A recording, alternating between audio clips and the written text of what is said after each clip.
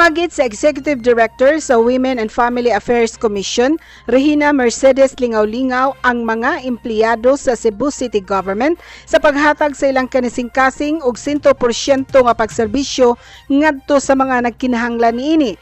Giluwatan ni Lingaolingao ang maong hagit pagbukas sa usa ka adlaw nga Women Empowerment Forum Foundation Training niadtong adlaw nga Lunes, Marso 18, tuig 2024. Matod sa Executive Director sa Women and Family Affairs Commission nga hinatag sa labaw nga makagagahom ang kahigayunan sa mga empleyado nga makatrabaho sa Cebu City Government.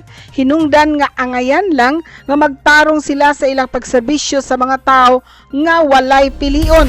The heart to be of service to others, not minding their status in life, not minding their political colors, and not minding their gender. We are here to serve. As what the mayor said, service above self. So kung feel daw nato nga wata sa mood, ulib lang daw ta ingos mayor kung dili ta kakatawa sa atong client.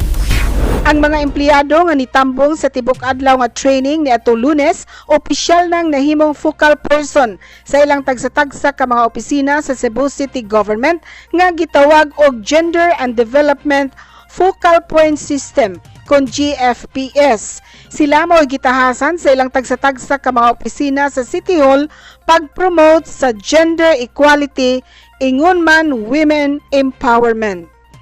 Kini ang balita. Amy Matis, Cebu City News.